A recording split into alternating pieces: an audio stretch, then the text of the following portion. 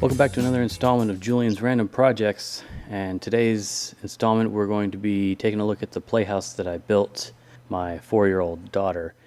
I was enamored and super fascinated with the tiny house movement. I've been following it for a number of years, and I needed an excuse to build one.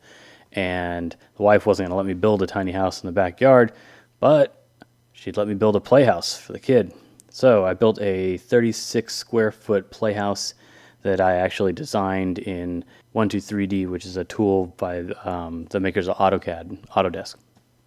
I used that tool because I could make 1 foot, equal 1 millimeter, and I just did the math backwards. It didn't have a way to do like imperial measurements or anything like that. It's more for 3D printing, but it met my needs. I wanted to pick something that had the minimal number of cuts because I'm lazy, and I wanted to buy things from the lumber store and just have to put them up and bolt them to things and screw them down. So there's a reason it's 6 foot high. It's because a piece of plywood is 6 foot high. The design's a really simple lean-to design. I did that both because at one end you can stand up completely if you're a 6 foot adult, but also it makes the roof really, really simple to install. In total, I spent about $400 in lumber, which I probably could have done cheaper. There's some places in town where construction sets out their wood for being recycled or disposed of and put a little sign that says free wood. I've been collecting some of that, but at some point I had to break it and work, and I wanted to just knock it out. And so I took account of all the different pieces I would have needed from my CAD drawing and went down to the lumber store. In the end, totally worth it. Having normal 2x4s that were cleaned up and didn't have nails coming out of them or like odd shapes and things like that worked out great. I had to cut down quite a few of them because the 2x4s came cheaper in like 8 foot lengths or 6 foot lengths. I can't remember, and I needed a bunch of 4 foot lengths of them. So no big deal. Saved money by cutting it down.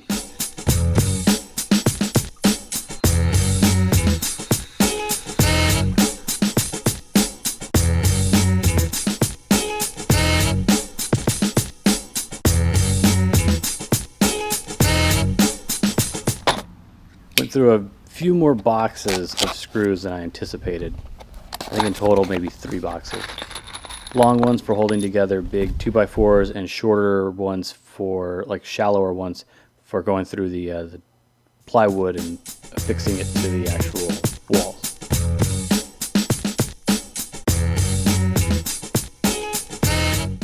It was a bit wobbly when I was putting the walls up, but the moment I screwed in the plywood and tied all 3 walls together, it got really rigid and super firm. It was nice.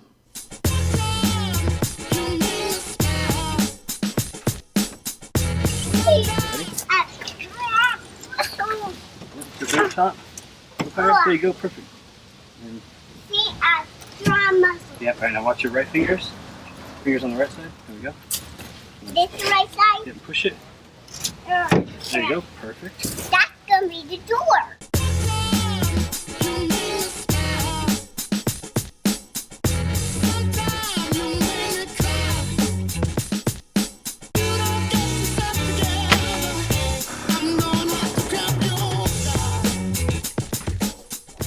The other piece of this is that I was trying to do it on a budget, right? I mean, I don't know, wet finger in the air, I thought, about $500 is what I was willing to spend on the thing.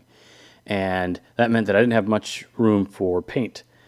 And I probably could have left it wood. It would have looked all right, but the kid wanted purple. So I learned about oops paint from watching a YouTuber by the name of Sara Dietchy, and I'll link in the description to the actual video where she interviewed another artist, and he was discussing this thing called oops paint. And the idea is that Home Depot and Lowe's, these other big box stores, they've got to dispose of paint that may have been returned to them, or they have to recycle it in a ethical manner. And some things get returned either because the color wasn't quite right, it wasn't what they paid for, the mix was a little bit off, and when the person finally got it home and started painting it on the walls, it just didn't look right, it's got to go back.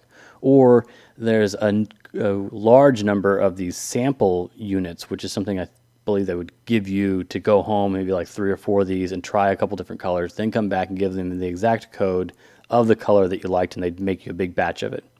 So if you come back and you say, this is the one, I've got it, the other 3 are no-goes, and so they would get tossed into the oops paint section.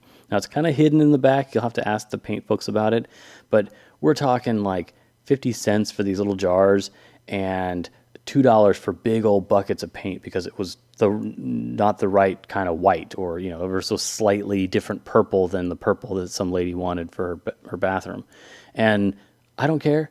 I just need paint. I need something that's going to cover this thing, protect it from the elements, and keep the kid from getting tiny little splinters. Turn. Did it stop?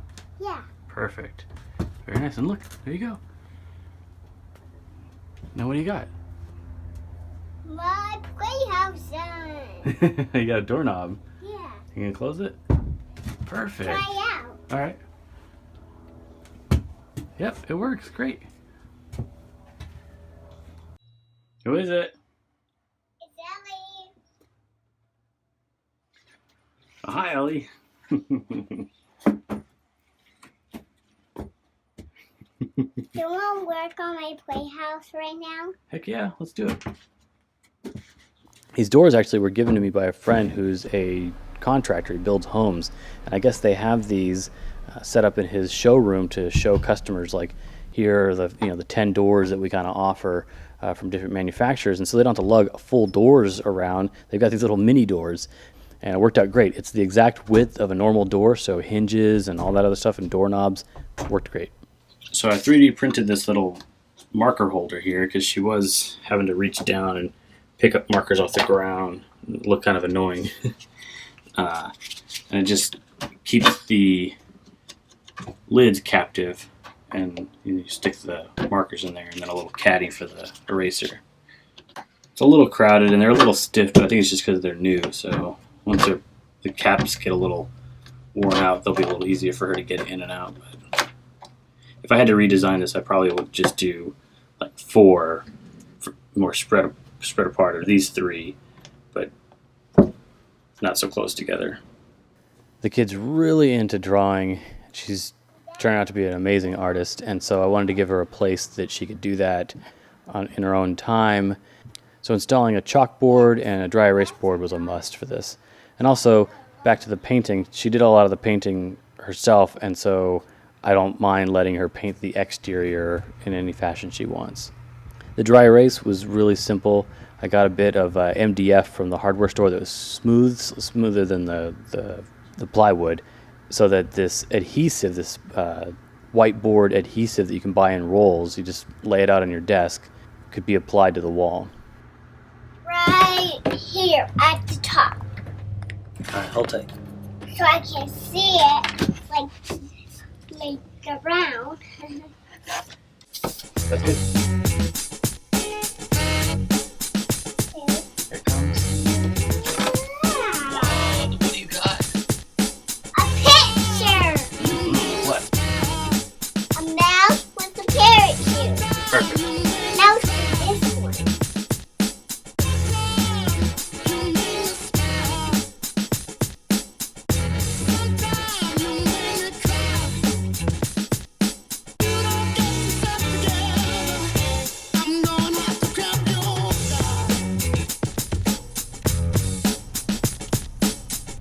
I need to bring it closer then. And then I can't.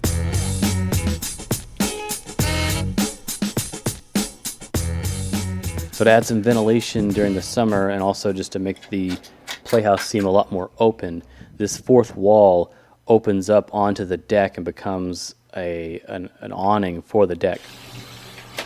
It's a little kickstand to keep it up, and a hinge to keep it in place when it's not in use.